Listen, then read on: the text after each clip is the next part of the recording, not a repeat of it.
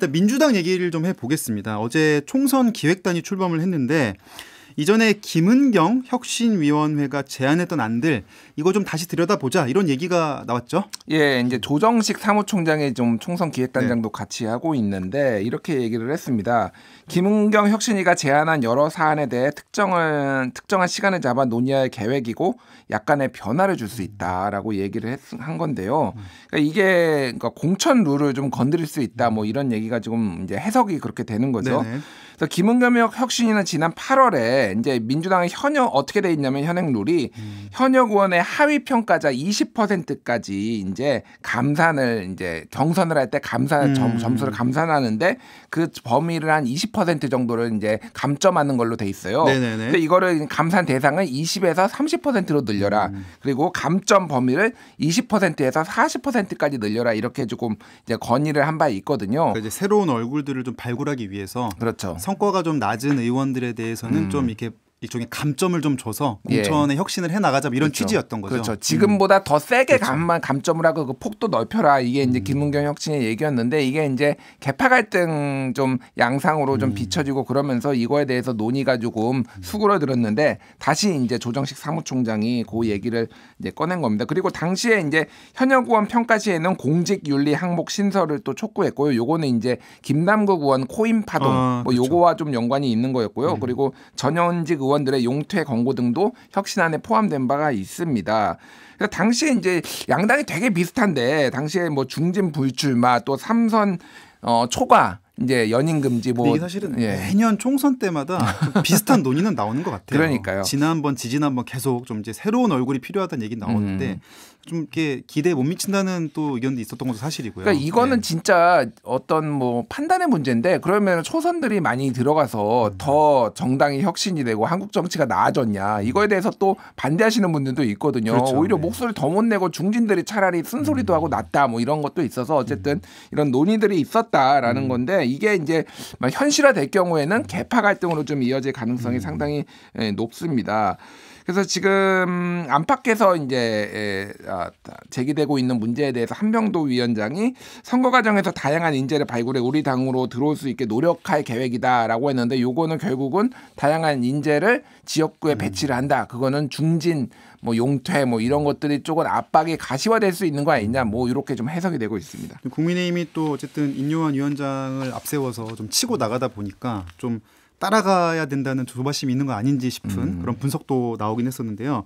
이제 민주당 내에서는 이제 비명계, 이른바 이제 비이재명계 의원들 입장에서는 야, 총선도 얼마 안 남았는데 이거 룰을 건드리면 자칫 이거 우리한테 불리하게 바뀌는 거 아니야? 이런 반발 기류도 좀 있는 것 같습니다. 그렇죠. 네. 그러니까 민주당이 이제 보통 자랑해 왔던 게 우리는 시스템 공천이다. 그래서 룰이 정해져 있고 항상 누구에게나 공정하게 기회가 주어지고 그 룰 안에서 움직인다라는 거고 대전제가 또 총선 1년 전에는 공천 룰을 확정을 하고 총선에 선거에 임박해서 유불리에 따라서 이렇게 바꾸지 않는다라는 게 그동안의 민주당의 약간 대전제 합의 같은 거였거든요. 그거에 대해서 이제 좀 반발을 하는 거죠. 그래서 박용진 의원 같은 경우에는 잊혀져 버린 김은경 혁신안을 다시 만지작거린다는데 그게 무슨 감동을 주겠는가. 그리고 이미 5월 22대 총선 특별당구를 전당원 투표를 통해 통과시켜 놓은 다음에 다시 만지작거려서 총선 관련 룰을 건들 필요는 없다. 이렇게 얘기를 했습니다. 아무래도 뭐 지난해 같은 경우만 해도 사실 이재명 대표에 대한 사법 리스크 문제가 또 워낙 컸기 때문에 이게 막 구속을 하냐 마냐 이런 논의가 좀 많았던 반면에 이제 지금은 총선에 임박하면서 좀 그런 변화도 있는 게 보이는데요. 이런 와중에 이제 민주당 내에서도 중진 의원의 불출마 선언이 있었습니다. 예. 좀 어떤 상황인지 좀 짚어볼까요? 그러니까 21대 전반기 국회의장을 지낸 박병석 더불어민주당 의원이 내년 총선 불출마를 선언을 했습니다. 그래서 박병석 의원은 사실 6선 의원이고 그렇죠. 전체 국회의원 등에서 최다선이기 때문에 예상은 됐었어요. 그런데 본인이 이제 직접 이제 이렇게 한 것에 조금 당에서는 의미를 두고 있는데 본인의 불출마 선언이 다선 의원들에게 불출마에 대한 압박감을 줄 것이냐라는 기자들의 질문에 저의 불출마에 따라서 자신을 돌아볼 기회도 있을 것이다라고 얘기는 했지만은 그것에 영향을 미칠 의도를 가진 것은 아니다라고 밝혔고요. 그래서 민주당에서는 일단 불출마를 선언한 사람이 지금 우상호 의원 그리고 오영환 의원, 네. 오영환 의원 맞죠? 예, 맞습니다. 그리고 소방관 출신. 예, 맞습니다. 그리고 이제 여기 박병석 의원이고 김진표 국회의장도 출마를 안 하는 것으로 이미 알려져 있기 때문에 대략 그 정도로 지금 현재까지는 불출마 선언이 나왔습니다. 그래서 지금 뭐 불출마하는 인물들은 이제 속속 윤곽이 조금씩 나오고 있는데 반면에 그럼 누가 출마하냐도 되게 관심이었는데 조국 전 법무부 장관이 어제 한 방송에서 총선 출마를 뭐 사실상 시사했다 이런 보도들이 나왔거든요. 예. 구체적으로 어떤 발언이었길래 이런 보도가 나왔을까요? 조국 전 장관이 유튜브 채널 김어준의 겸손은 힘들다 뉴스공장 이 유튜브 채널에 출연을 해서 이렇게 얘기를 했습니다. 현행 법 체계 내에서 어떤 한 사람이 자신의 소명과 해명이 전혀 받아들여지지 못했을 때 그 사람은 비법률적 방식으로 예를 들면 문화적 방식, 사회적 방식, 정치적 방식으로 자신을 소명하고 해명해야 된다. 그것이 시민의 권리다라고 얘기를 했는데 이제 비법률적 방식이라는 게 결국은 정치적 방식이라는 거하고 같은 맥락으로 좀 이해가 되고 있으니 본인의 명예 회복을 위해서 뭐 출마를 하겠다. 이걸로 사실상 모두가 출마하겠다는 얘기구나라고 해석을 하고 있는데 뭐 갑론을박이 있습니다. 뭐 조국 장관을 둘러싸고는 항상 갑론을박이 있고 본인의 명예 회복을 위한 자리냐 이게 공직이라는 게 뭐 이런 비판도 있고 조국이 얼마나 억울하게 당했냐 등등 뭐 해서 지금 만약에 이제 민주당에서 공천을 줄 가능성은 현재로서는 높지 않은 것으로 관측되고는 있지만은 다른 신당을 차려서 나올 가능성. 비례대표를 노린 비례신당일 가능성이 높다 이런 분석도 나오는 것 같아요. 비례신당으로 나온다든지 아니면 굉장히 상징성 있는 곳에서 한번 뭐 나가본다든지. 근데 거기에서 뭐 민주당이 공천을 안 주는 방식으로 했을 경우에 또 뭐 여러 논란이 생길 것 같고 하여간 어떤 결심을 하는지에 따라서 조금 야권의 어떤 선거 전략도 조금 변화가 생길 것 같습니다. 네, 그리고 이제 친노무현계 핵심이자 이제 친문 이른바 핵심이라 볼 수 있는 전해철 의원이 이재명 대표와 독대했다 이런 보도가 나왔습니다. 예. 이재명 전해철 독대 좀 어떤 변화가 있을지 좀 어떤 얘기가 나오고 있나요? 예, 뭐 여기는 예전에 이제 경기도지사 출마를 놓고도 그렇죠. 상당히 이제 뭐 대립각을 세웠던 바 있고 여러모로 좀 이재명 대표와 조금 반대편에 있는 의원이다 이렇게 보면 될 것 같은데 지난달 말에 해외 국정감사를 다녀오고 나서 이 대표와 이제 차담을 했다 이렇게 전해철 의원이 언론에 밝혔습니다. 그래서 이제 개파 갈등 해법을 포함해서 세 가지 사안을 언급했다라고 하는데 하나는 검찰의 어떤 무도함 이런 것들이 국민 공감을 얻었고 그간 수고했고 위로했다 이런 얘기를 했다라고 하고요. 당내 통합 문제에 대해서도 당부를 했고 그리고 통합과 화합의 의지는 인선 문제에서 누구를 이제 임명할 것이냐 여기에서 실천적 모습을 보여주는 것이 중요하다 이렇게 얘기를 했고요. 그리고 총선을 앞두고 민주당이 신뢰를 회복하기 위해서는 강성 지지층에 대한 확실한 조치가 필요하다. 뭐 소위 뭐 이제 개딸 뭐 이렇게 불리는 뭐 이런 강성 지지층에 대해서 좀 조치가 필요하다라는 건데 이런 것들 언급을 했고 또 이제 같이 데일리안이라는 언론하고 이제 인터뷰를 한 건데 여기서 인터뷰를 한 것이 선거제 개편이 시대적 과제다. 그래서 비례 의석을 확대해야 된다 이렇게 얘기를 했거든요. 요거를 좀 주목해 봐야 되는 게 지금 동시다발적으로 민주당에서 그 얘기가 나오고 있어요. 이탄희 의원 같은 경우에도 지금 윤석열 대통령이 증오 정치에 기대고 있는데 이거를 깨는 거는 연합 정치다. 네, 그래서 그러면서 200석 얘기도 나온 거죠. 예, 그러면서 이제 민주당 단독이 아니라 다양한 정파들이 200석을 이제 확보로 하는 거 얘기를 했는데 그러니까 민주당이 지금 다시 병립형으로 회귀하지 않고 현재 준연동형 비례대표제를 유지해야 된다 이런 얘기도 했고 뭐 김종민 의원도 선거제 퇴행은 안 된다 이런 식으로 지금 성명을 내고 있어서 아마 조만간 요 문제가 선거제 또 개편 문제가 좀 화두에 오를 것 같습니다. 왜냐하면 12월 10일이 이제 예비 후보 등록일이거든요. 사실 지금 선거제 개편도 있고 선거구 획정 문제가 있어요. 그렇죠. 30개 이상의 지역구가 지금 합쳐지든지 분구가 되든지 이래야 되는데 아직 본인이 어디에 출마해야 되는지도 모르는 그렇죠. 의원들이 후보자들이 많기 때문에 그래서 그 문제를 지금 한 달 안에 지금 매듭을 짚는다라는 게 양당의 입장인데 여기에서 조금 많은 얘기들은 나올 것 같습니다. 사실은 뭐 준연동형 비례대표제 같은 경우는 지난 총선 때 뭐 꼼수 창당 논란도 사실 있었고요. 위선 정당 논란이 비판도 있었죠. 사실 많았던 사안인데 이게 또 선거가 임박하다 보니까 현역 의원들 입장에서는 다소 민감하게 볼 수 있는 문제가 아닌가 싶은데요. 그럼 이번에는 좀 국민의힘 얘기로 좀 넘어가 보겠습니다. 이준석 국민의힘 전 대표가 좀 구체적인 시점까지 좀 공개를 했습니다. 12월 말까지 신당 창당할지 말지 고민하겠다. 당에 근본적인 변화가 없으면 다른 길을 찾겠다 이런 얘기를 했는데 일단 당내 지도부나 당내 주류들은 이 점 어떻게 좀 바라보고 있을까요? 뭐 여권의 심정은 좀 복잡하다 이렇게 보면 될 것 같습니다. 그러니까 처음에는 이준석 대표가 있는 것이 이준석을 포용해야 된다 이런 여론도 있었지만은 이준석이 당내 분란을 일으키니까 내보내야 된다 이런 좀 강경파 목소리도 있었거든요. 그런데 몇몇 여론조사를 뭐 돌려보고 그리고 이제 여의도연구원에서도 돌려봤다라는 걸로 저는 알고 있어요. 근데 이게 지지율이 이게 만만치 않게 나오는 거죠. 그러니까 두 자릿수로 나오는 데다가 이게 꽤 높게 나오니까 이게 상당히 여권에 좀 불리하게 작용할 수 있다. 이런 국민의힘의 파일을 가지고 갈 수 있다. 이렇게 좀 우려가 좀 나오고 있어요. 그러니까 뭐 당선되기엔 모자라더라도 국민의힘을 떨어뜨리기엔 충분하다. 뭐 이런 식의 표현을 하는 분들도 있더라고요. 예. 그래서 뭐 그거는 이제 얼마나 많은 사람들이 같이 참여를 할지 누가 참여를 할지 어떤 명분을 가지고 할지에 따라서 굉장히 달라질 수 있지만은 어쨌든 이 부분에 있어서 좀 우려의 목소리가 여권에서 나오고 있고요. 이를 의식하듯이 이제 인요한 혁신위원장도 통합 행보를 했고 안 그래도 이제 저기 부산에서 거기 갔다 왔잖아요. 계속 찾아가고 뭐 얘기 듣겠다 이런 계속했죠. 끝까지 찾아가겠다 뭐 이런 네. 얘기를 했는데 이렇게 얘기를 했습니다. 인터뷰에서 인요한 혁신위원장이 신당 만드는 것은 과거에도 많이 실패했고 제가 보기에는 어려운 길이다. 정말 그 길에 안 갔으면 좋겠고 말리고 싶다. 이렇게 얘기를 했고 들어와서 차라리 문을 걸어 잠그고 우리에게 전부 욕할 것은 욕하고 그게 통합 아니겠느냐. 제발 그러지 좀 마라. 이런 호소를 하겠다. 이렇게 얘기를 했습니다. 네. 사실은 역대 신당 창당 시점을 보면은 안철수 의원이 창당했던 국민의당 2016년 총선 때가 2월인가 되게 임박해서 했었고 그 이전에는 대부분 다 12월 안에 창당이 됐다 보니까 이제 얼마 안 남았다 이런 관측이 나오는 것 같은데 그럼 과연 누구랑 이 신당을 만들면 누구랑 만들 거냐에도 당연히 이제 관심이 모아질 수밖에 없는데 비명계 의원들과도 접촉하고 있다 이런 얘기도 좀 속속 나오고 있습니다. 뭐 요 부분은 어제 이제 장성철 소장이 뉴스아이킥에 나와서 또 얘기를 했고 저도 이준석 대표한테 이제 직접 들은 거는 한 6명 정도 지금까지 만났다. 현역 의원은 6명 정도 만났다. 이렇게 얘기를 했고 거기에서 이제 확인이 된 거는 비명계로 중진으로 알려진 이상민 민주당 의원과 만났다라는 건데 이게 이제 이현주 전 의원하고 이준석 전 대표랑 그리고 이상민 의원하고 같이 식사를 했다라는 거예요.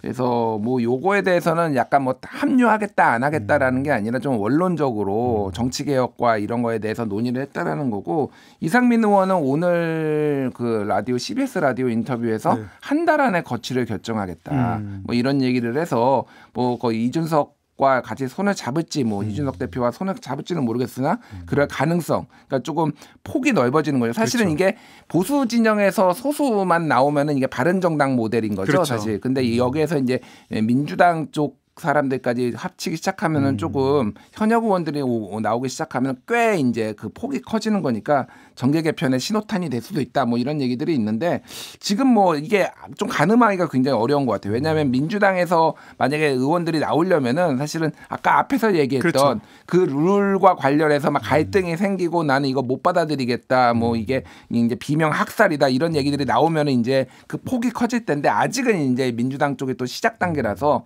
가늠하기는 어렵고 어쨌든 뭐 양양자 의원, 금태섭 의원이 이미 제3지대에 뭐 앞서서 얘기를 하는 거니까 그쪽과 연대할 가능성 뭐 이런 것도 조금 뭐 폭넓게 열려 있다 이렇게 봐야 될 것 같습니다. 아무래도 이제 다 연결된 것 같아요. 전해철 의원이랑 만나고 했던 것도 결국 이제 비명계 공천 문제에 대한 좀 애둘러 표현한 게 아닌가 싶고 어떤 변화가 있을지 좀 지켜봐야 되겠는데 이런 변화는 변화대로 어쨌든 우리가 이제 매일 주목해 보고 있는데 이 와중에 또 지난 토크 콘서트에서 이 인요한 위원장이 이준석 대표를 멀리 찾아갔잖아요. 찾아갔는데 면전에서 이제 뭐 내가 환자로 보이냐, 뭐 진짜 환자는 여기 없다, 뭐 이런 식으로 얘기를 했는데 문제는 그 얘기를 우리말로 한 게 아니라 영어로 얘기를 했단 말이죠. 그러면서 이거 인종차별이다 이런 또 논란이 불거져 나왔습니다. 그 나종호 미국 예의대 정신과 조교수는 명백한 인종차별이라고 이제 비판을 했습니다. 당신은 우리와 다르다. 미국에서 나고 자란 아시아계 미국인에게 가장 쉽게 상처를 주는 말은 너네 나라로 돌아가 이런 말인데 영어를 썼다라는 거는 이제 인요하는 우리와 다르다. 뭐 이런 거를 선긋기다. 선긋기다 이런 거 보여주기 위한 것이다라고 이제 주장을 했고요. 이준석 대표는 모욕을 주기 위해 영어로 한다는 의도가 있었다면 모든 말을 영어로 했을 것이다. 참 어이가 없는 상황이고 언어 능숙치를 생각해서 이야기했는데 그게 인종차별적 편견이라고 얘기하는 건 말이 안 되는 이야기다라고 반박을 했습니다. 강조하려고 그 부분만 했다는 게 이제 핵심 반론인 거죠. 예, 그래서 뭐 요거에 대해서는 조금 비판적으로 보는 분들이 좀 많은 것 같아요. 좀 과했다 쉽게 얘기를 하면은. 근데 인요한 위원장이 본인이 그러니까 이준석이나 이현주 뭐 두 사람이 원하지 않는데 본인이 불쑥 타자온 것도 예의가 아니다라는 거고 뭐 예를 들면은 인요한 위원장이 본인이 뭐 갑자기 인터뷰에서 유승민 전 의원한테 코리안 젠틀맨 이러면서 막 영어 섞어 쓰고 그러다가 갑자기 또 이제 뭐 한국인 코스프레 한다 뭐 이런 얘기도 있고 사실은 예, 주류의 백인들한테 이렇게 하는 거를 인종차별이라고 보는 게 맞느냐. 이거는 뭐 그런 거에 해당하지는 않고 무례함이라면 모르겠지만 인종차별은 아닌 것 같다라는 의견 뭐 박원석 의원이 이런 뭐 의견을 주는데 어쨌든 다양한 조금 얘기들이 좀 나오는 것 같습니다. 자, 근데 어제 이제 뭐 이런 인종차별 논란 속에서 어제는 또 이제 하태경 의원이 이제 이준석 전 대표와 윤석열 대통령의 관계 사실 뭐 좋다고 볼 수는 없죠. 현재는 이 관계를 이제 언급하면서 과거 DJP 연합, 그러니까 김대중, 김종필 연대 이거에 비유를 했거든요. 이건 좀 어떻게 보십니까? 이게 홍준표 대구시장은 또 이거 좀 지나친 얘기다 이런 반응도 내놨는데요. 네. 그러니까 하태경 의원이 지금 최근에 여러 세미나를 열고 있어요. 그래서 이제 수도권 민심을 데이터로 분석한다 세미나를 주최를 했는데 대통령이 이준석 전 대표 세력을 아예 인정하지 않고 무식한다면 레임덕이 올 것이다. 그리고 내각 추천권도 이준석 전 대표한테 주고 공천권도 줘야 된다 이런 얘기를 했습니다. 그래서 지분을 준다는 것은 DJP 연대를 생각하면 쉽다. 이준석 세력을 배제하고 축출하려는 과정에서 지지율이 많이 떨어진 것을 알 수 있다. 이준석이 신당 만들면 우리 당도 힘들어지고 이준석 전 대표도 힘들 것이다. 이렇게 얘기를 했는데요. 이에 대해서 홍준표 시장이 하태경이 뜬금없이 과대망상으로 DJP 연대 운운하는 것 보니 정치 참 재밌게 돌아간다라고 얘기를 했습니다. 그래서 참 홍준표 시장도 참 일관된다. 확실히 제가 느끼는 거는 출마 안 하시는 분들은 시원시원합니다. 시원시원해요. 어차피 이번에 안 나오시기 때문에. 그리고 홍준표 시장의 특징은 어쨌든 본인의 경쟁자였거나 잠재적 경쟁자에 대해서는 가차 없습니다. 그래서 하태경 의원도 사실 좀 대립각에 있었잖아요. 네. 수도권 출마 이렇게 얘기하니까 뭐 그거에 대해서도 좀 비판하고 뜬금없다 얘기를 했는데 어쨌든 지금 제일 홍준표 시장 이렇게 얘기했어요. 지금 제일 속타는 사람은 하 의원일 것. 이리 갈까 저리 갈까 차라리 돌아갈까 세 갈래 길 삼거리 비가 내린다.